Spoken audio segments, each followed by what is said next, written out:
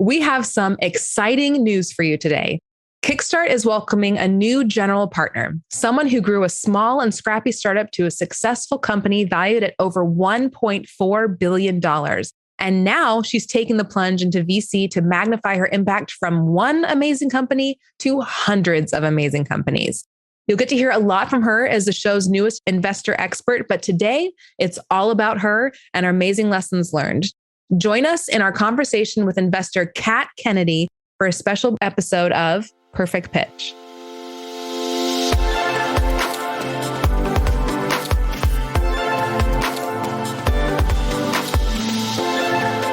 Perfect Pitch is a podcast from Kickstart that reveals the minds of both investors and entrepreneurs throughout a startup's journey. I'm your host, Karen Zelnick. Kat, thank you so much for being here today. I'm thrilled to have you on. I'm thrilled about this announcement, and I'm going to overuse the word thrilled, I'm sure, throughout this podcast. So listeners, get ready for it. I will match your thrilled with excited. So that will be the game at the end, is count the thrilled, count the exciteds. And the person who gets the correct count first wins something. No, just get some swag. Get some Kickstart swag. But before we get into the conversation, I want to cover the highlights of your career, which will show our listeners just how amazing you are. You started your career as a developer before you transitioned to Degreed as their first employee and CPO. And over the next 10 years, you rose through the ranks and you became the president and the CXO. And recently, you joined Kickstart as the newest general partner, which we're going to dig deep into soon on this conversation. And you enjoy hiking, Legos, wine, hanging out with your kids. Have you ever done all of those together at once? On multiple occasions, I've done 3 of the 4. I've never done 4 out of the 4. Okay, but please tell me it was hiking and Legos at the same time, because then we know for sure there's nothing in the world. I'm hardcore. Yeah. That's how you know you're a hardcore Lego fan, is if you're hiking and doing Lego. Yeah. Never combined those 2, but now I have a goal. Yeah, now you're like my new life goal. Mm-hmm. Yeah. Is there anything else you'd like us to know about you? I love Utah and the Mountain West. So born and raised here, and have been lucky to be a part of this incredible community for my entire life. And it's where I want to stay and continue to contribute. Utah and the Mountain West is an amazing region. There's so many exciting things going on startup wise. And so we're just lucky to have you in the region contributing and building up the ecosystem. And I want to get into your experience more. So as Degree's first employee turned president and CXO, you had a first row seat to watching a startup rise from seed to Series D. And how did you adapt to such a rapidly changing environment? It is quite the journey. Being a part of any company that's venture backed, you are in for a treat, because the name of the game is grow. You have to get used to being uncomfortable. You have to get used to change and not ever feeling like you are quote unquote on stable ground. And so I just looked and watched and learned and evolved from day to day.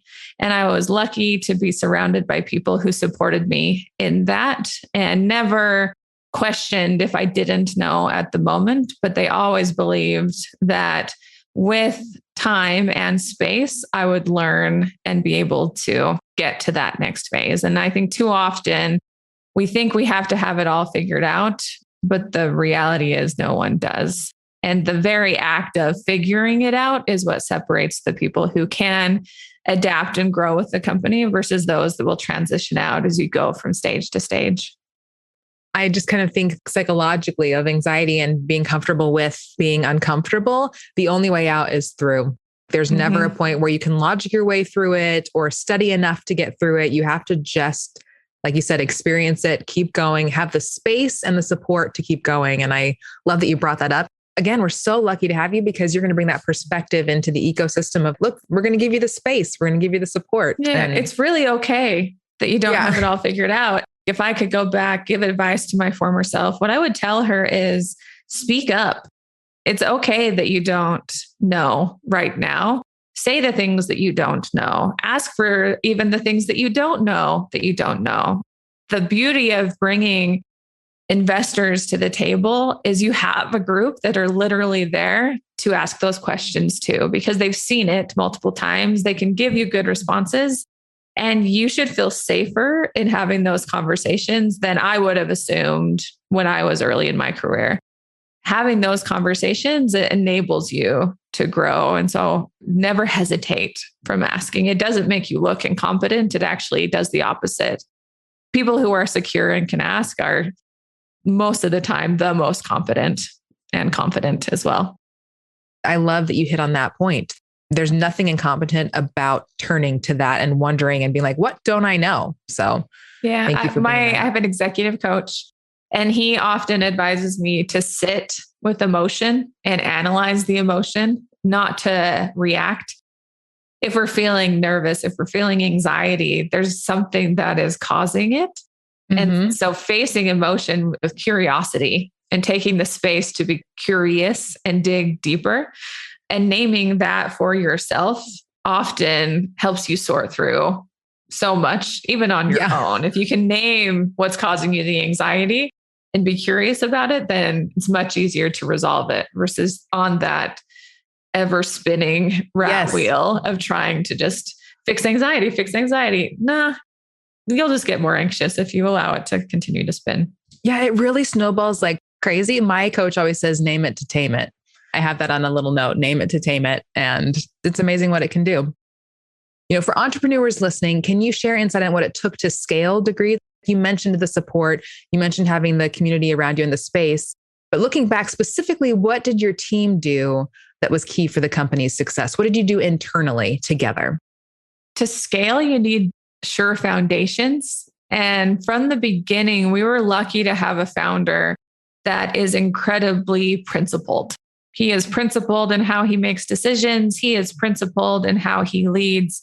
And he's also principled in how he communicates those things. I think we were 6 months in, and he, no joke, on a plane, coming home from a meeting with an investor, on a napkin, wrote out the principles that guide how Degreed should operate and how Degreed should scale and how we should think about making decisions. And now it's an artifact of how we operated at Degreed and how they continue to operate today. I'll say we all the time because they're part of my soul, even though I'm not there anymore. And those principles created a foundation by which we could grow. So as employees came into the organization, they knew out the gate how we make decisions, how we thought about the future, and their part in contributing to those decisions. So I would say, how to think about scaling is first, where are you today? And how can you shore up that foundation to give you a good starting point? And that starting point doesn't matter if you have an idea, if you are ready to IPO, you're still at the start of where you are today. And there's something that you can shore up in terms of your foundation and make it easier to grow on top of it. The other thing was foundations of who we were as a team. So Degreed started as a remote first organization. We had a founder in Alpine, a founder in San Francisco. I was in Farmington, Utah. So we were all pretty far away from each other, but we would intentionally get together and spend time. That looked different depending on how much money we had in the bank. Sometimes that was just, we all stayed, had dinner at someone's house. But as the company grew, we would get everyone together. So in the summers, the team really formed because we would move to a location and take our families and all be sometimes crammed into one apartment together and forming these bonds of friendship and teamwork. But behind that was just trust. So we did some incredible things, sometimes outlandish things, but what we were doing was building trust and camaraderie amongst the team. That set a precedent for what we expected of the relationships, both across the leadership, but also with everyone we brought into the team. We wanted every day to be in the basis of trust. Because if you trust each other, if you know that the person sitting next to you has your back, it makes it so much easier to survive the ebbs and flows or the roller coaster, depending on how things are going for you. That is life in general, but especially being a part of a startup. Definitely. I like the point of building a sure foundation, doing that, and then building the trust among your team, because there's actually a really large study that Google did on the number one thing that makes startups successful. And it is having this safety among your team. They called it psychological safety, but that really in essence is trust. The trust to be able to turn things over. You mentioned a lot of key points. And then also just being able to question, to be curious, to make mistakes, to be innovative, because that's how you foster growth and innovation. And I love that you brought both of those points up. And I can't be the only one who was trying to like jot down notes. You saw me reaching for my notebook and I was trying to be subtle about it, but you have to be as comfortable failing together as you are succeeding together.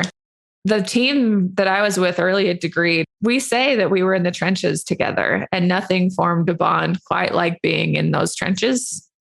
But being in the trenches doesn't mean things are going well. It means, by its very nature, by its very nature, it means like you are going through difficult things together, but it also infers that you have each other's back, that you will do things to protect your teammates, to go out of the way for them. And that safety and failing is as important as how things go when you succeed. Yeah, I can't be the only one who thinks that you have to be as comfortable failing together as succeeding together. Deserves to be on like a bumper sticker, on a magnet, on a sticker that we can give everybody for their Stanley Cup tumbler. Like, I'll be really let down if I don't see some of those in the community soon. Yeah. Because Degreed was venture backed, you've had ties to VCs since the beginning. So for years, was there anything or anyone that first got you excited about the world of venture capital? Oh, yes. I'm going to try. Here it comes. You can tell just by the tone, this is going to be good. Yeah. So I joined Degreed as first employee. While it is comical to say this now, I literally had no concept of venture capital as I joined Degreed. I loved what the founders articulated when they said, here's the world that we're going to create through this business. And they called it a business. Yeah. And I assumed if you are a business, you have revenue. Yeah. No, that's not as one does. Yeah. As one does. It's not the world I grew up in. I was a software developer. I'd been working for agencies. We were doing work for established organizations and I worked for established organizations. I had no concept of it. Again, lucky to have incredible teachers in those founders who were fine that I didn't know, maybe a little grateful because it gave me the bravery to join, but they taught me. And one of the first interactions I had was driving down the road. And this is before I actually joined Degreed. I'm driving on I-15 south towards my home. And David Blake called me and he said, I just left Mike Leventhal's house. I'm going to make you an offer. Of course, what that meant was Mike Leventhal, one of the renowned angels here in the Mountain West, had given him a check. And I was like, he had an inspiring conversation with Leventhal. Like, what happened? But it was Leventhal's check that allowed Degreed to hire me. And so that was the first interaction, even though I wasn't yet on the up enough to understand it. And then time goes on. Degreed had many moments where we were out of cash. And my favorite early story was we had 2 weeks of runway left in the bank, no real prospects. We hadn't had enough traction to go to any of the institutional funds yet. Mark Cuban had said something in a blog months before, and our founder, David Blake, said, I'm just going to email him. And he found Mark Cuban's email, emailed him cold. And within 2 minutes, Mark responded and said, I'm in. What do you need? We were lucky through that process to bring Mark Cuban on as an angel, another company-saving check. He then offered to do breakfast with us at the Battery in San Francisco, which is a amazing place where connections happen. And we were Mark Cuban's guests at the Battery for breakfast. And he came down, put his phone away, sat with us for 4 hours and just talked to us about our lives, about the business. And if there's anyone who could be conceited or aloof in a conversation, it's a billionaire, right? Yeah. They don't, they don't owe you much. And I learned just how to be present and how to give attention and why ego is a really bad thing. And even as you find success, the ego is not inevitable, that you can find success and be humble and continue to give. And you should do those things. So Mark Cuban was so influential to me. One, he was quick to respond. He gave us an answer within minutes because he knew we needed an answer within minutes. And then he invested his time, not just his money, in helping us to grow. And he gave us advice at that breakfast that changed the trajectory of the company. I am so grateful for his continued support. He still reads every single investor update. He'll reach out, incredibly friendly when we see him. Even though the Jazz beat the Mavericks, he's still nice to us. And that's when you know someone's really nice. That's what you know, is when you beat their team and they're still kind. Signal Peak, Brandon Tidwell is our partner there, gave me front row tickets to the Jazz game. And I brought this new guy that I had met to the Jazz game with me. And wouldn't you believe, we were playing the Mavericks. I brought this new guy I had dated, front row seats at the Jazz game. Mark's there. I text Mark. He comes over. He says hi. And I will never live up to that moment ever in our marriage. I know. Now I'm thinking of like, okay, all my dates, like early dates, like with none of my dates following that looked like that. But I really set the bar a little too high, and I'm still trying to live up to it. But I mentioned Brandon Tidwell. That's another incredible moment for us at Degreed. Degreed is not an obvious investment early on. It took a lot of, for lack of a better word, bravery in the early investors that were willing to take a chance on us and make that bet. And it truly was a bet, more of a gamble than others that were already in their portfolio. So we were once again out of runway and had a couple very exciting clients in the pipeline, but we hadn't closed them yet. Brandon Tidwell saw talent, I don't know exactly what he saw, but it made him believe in us in that moment. And he took a chance, and everyone at Signal Peak invested in Degreed in a moment where others wouldn't have. And it's one of my life goals that we ensure that Degreed get to a point where he is made good for that big bet. And he saw us through so many moments. You know, Signal Peak not only was our Series A, but they invested in every round after that as well. And often were the biggest check coming in, even in those later stages. The other one that I want to bring up as a major influence in me, and actually who put the seed in my mind, the venture capital was a career path that I might someday want to walk down. And that's Deborah Quazzo. She is the general partner at GSV, a firm located in Chicago, but she is a renowned ed tech investor. She's actually the ed tech investor. So if you're around ed tech, even adjacent to it, Deborah Quazzo is someone that you would be lucky to have a meeting with. And she was one of the first checks in as an angel prior to creating her fund. And then GSV came on, I think in Series B and in the round since then. And Deborah has just been an incredible asset, someone to know, but also a mentor to me. So in a moment of what I believed bravery, I reached out to her just like, Deborah, I want to be you when I grow up. Will you help me? And she, again, emailed me back within seconds. I don't know how she does this, but if you email her within 2 minutes, that's the longest I've ever waited for an email back from Deborah. Like she just responds to you so quickly. I don't know how she does it.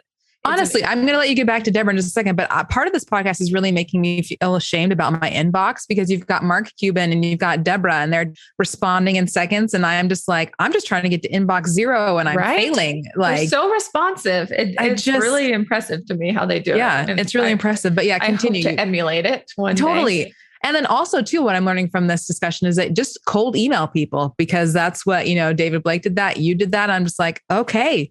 And what I've learned is they're just people. They're just people checking their email, trying to get it to zero. They truly are giants. They're people who have lived exceptional lives, and we would be lucky to emulate those lives. But they're people who are available and often ready to pay it forward. And that's what is driving them as they have found success. And Deborah, very much the case. She was an investment banker prior to going into venture capital in a time where women weren't all over the floor. She is a powerhouse. She, in every board meeting, asked thoughtful questions while also communicating support, whether explicitly or not. And having her in the room made Degrade a better company. Having her available to call when we needed her continues to make Degrade a great company. She also fostered relationships outside of just the CEO, which board members are busy, but she cared about the broader team and formed those relationships where I have always felt safe speaking to Deborah, telling her exactly what's going on in the business and where I believe we need help and where I need her support.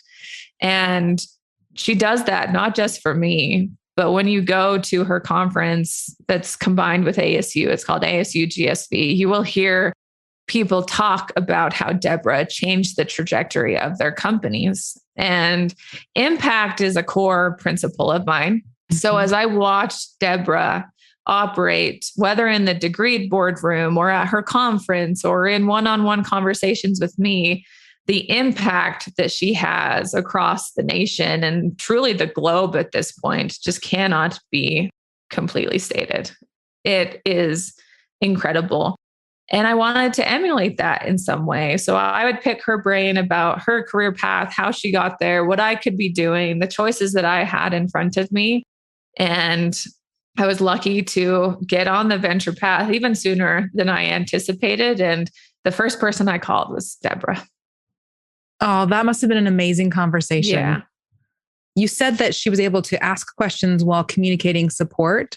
And you can already tell that you do that and that you bring that to venture capital and what you do for companies. And there have already been so many of our CEOs who've said they've been mentored by you. So I think it's just a beautiful trajectory that you're already on. And I'm inspired by you. I want to be you when I grow up. Oh, So.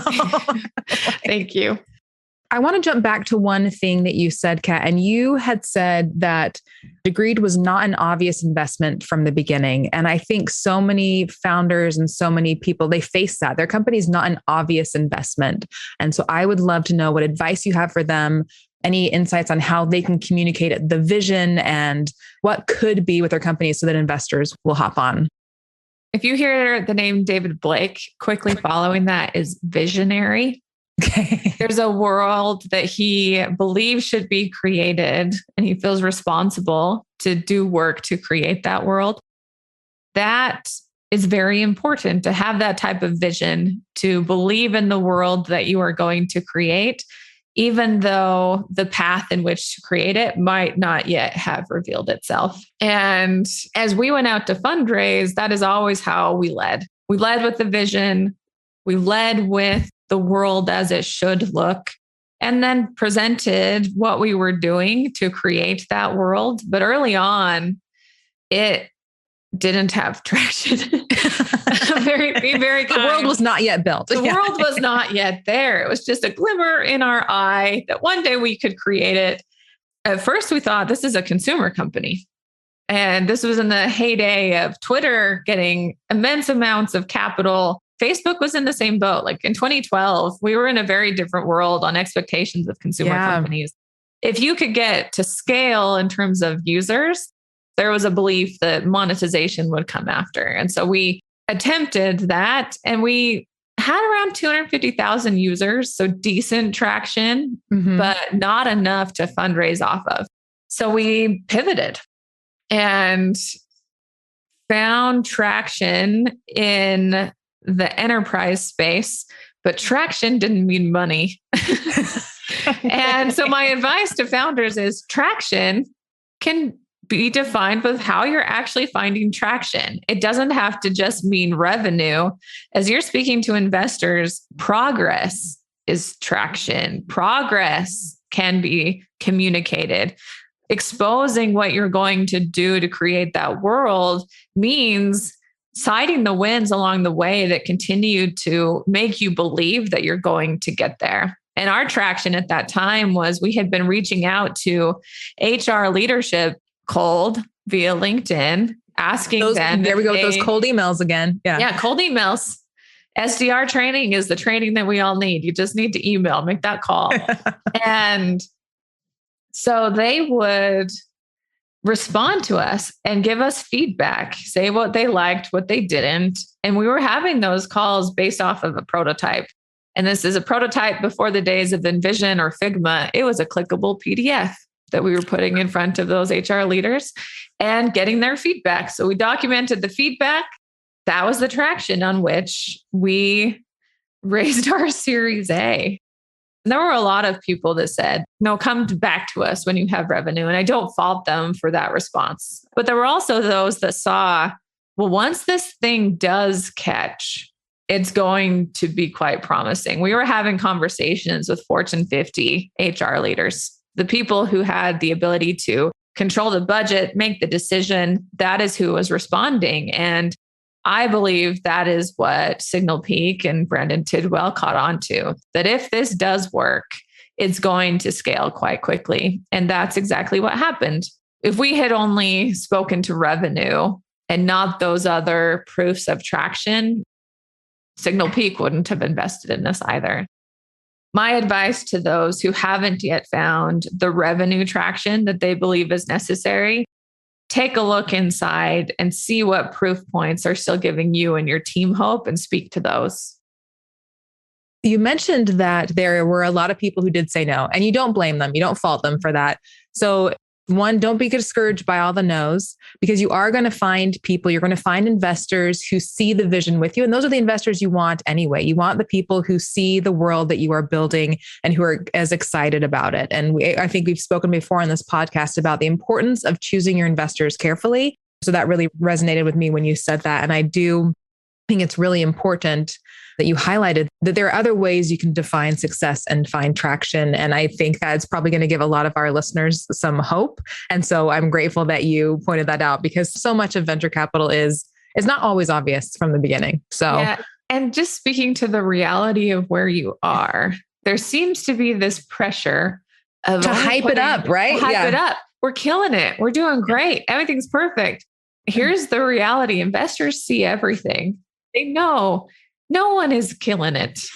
There's always problems. Like there's people who are doing quite well, but the reality of their businesses are there's constraints, there's things they need to improve and tighten up. And so presenting a realistic picture, of course, with enthusiasm for the future, but a realistic picture of your business is not something that is going to scare away investors. That is something that they are trying to deduce in their conversation with you. Often we're trying to cut through the noise of pure enthusiasm to find reality. So bringing reality to the conversation should be encouraged. That was not natural to me from the beginning. I am by nature an optimistic and also enthusiastic person. So my tendency was to say, here's all the good things. Look over here. Here's everything that's going well. Yeah, like this is shiny. Yeah. And then what it actually did was raise suspicion of like, they can't be doing well. What is happening? There has to be some issues.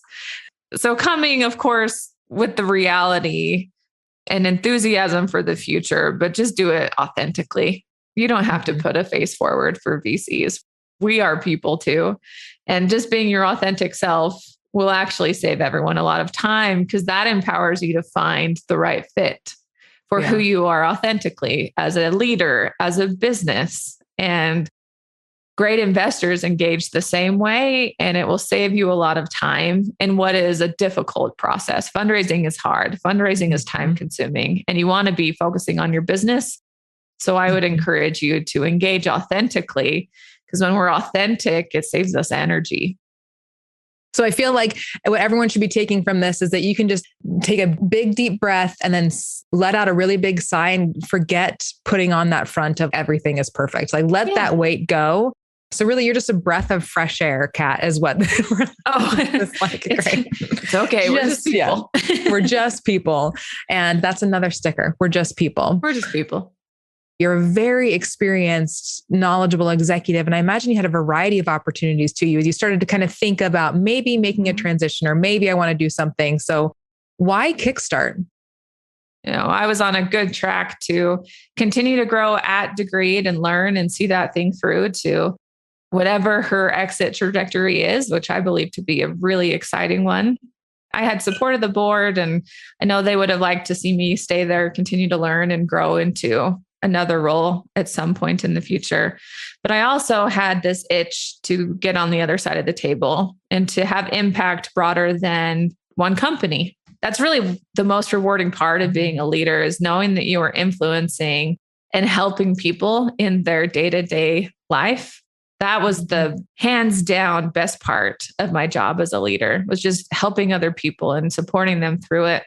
So venture, even as I talked to Deborah and watched Deborah execute, it became clear that a more effective way to scale that principle, that's a core value of mine of impact, was through venture capital. I thought it would come to me someday in the future after a very successful exit, maybe one more role as in a C-level.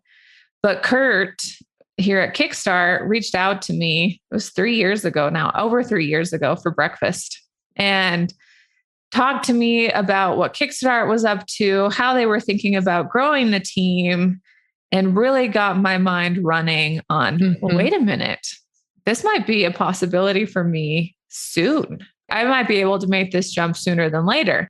And from a career standpoint, I could have a career as an investor, not just a career as an executive turned investor. So that conversation with Kurt was a game changer for me. It wasn't yet the right time for me to jump over, but he has been an incredible mentor to me as I was a part of scaling Degreed. And he always gave me incredible advice. I could dig in on operational issues. I could dig in on interpersonal issues. And Kurt was always one text away. That meant a lot to me, but I also got to know the broader partnership and the broader team, and the same value that Kurt brought to me as a mentor I found through my friendships with the other partners. And in a conversation one day with Gavin, he and I were at breakfast. I just told him where my head was in current state at Degreed, and he saw an opening.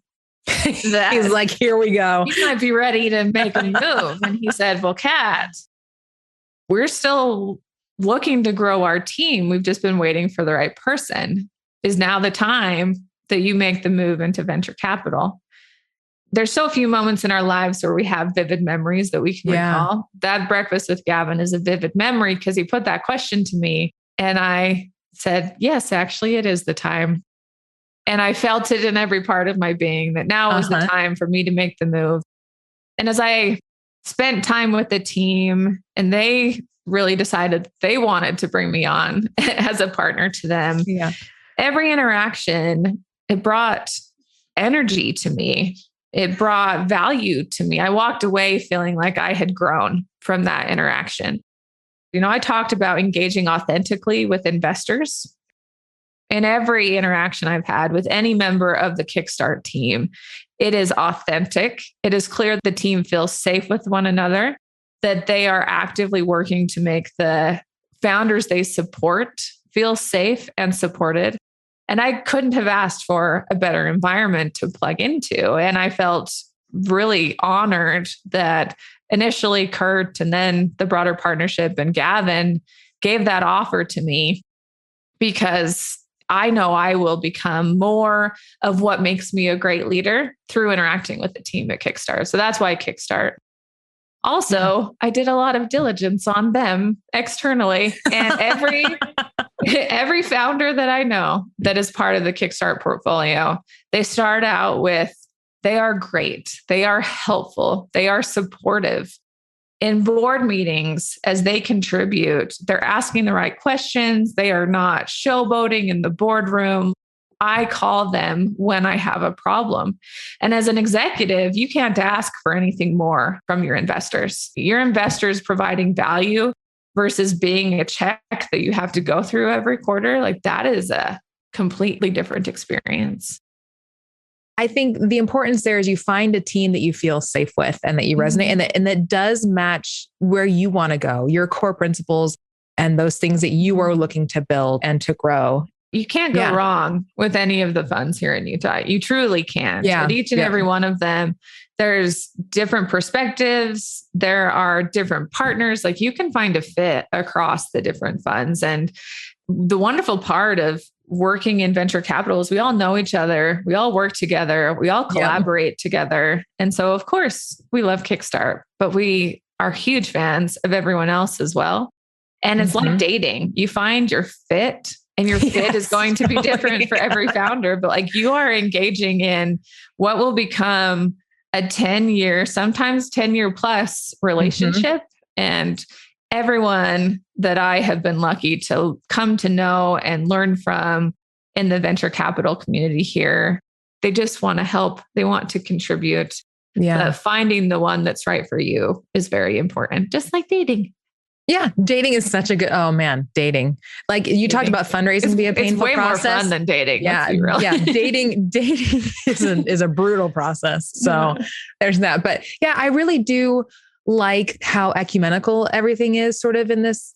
It's about building the ecosystem. And I like that everyone's approaching it together. And you can tell that people are in this because they're passionate and because they care and they want to build and grow. So it's easy to look at it and be like, oh, they're just in it for the money. But it really is. It's about the community and the growth. And it's an exciting thing to be a part of. And there's easier ways to make money.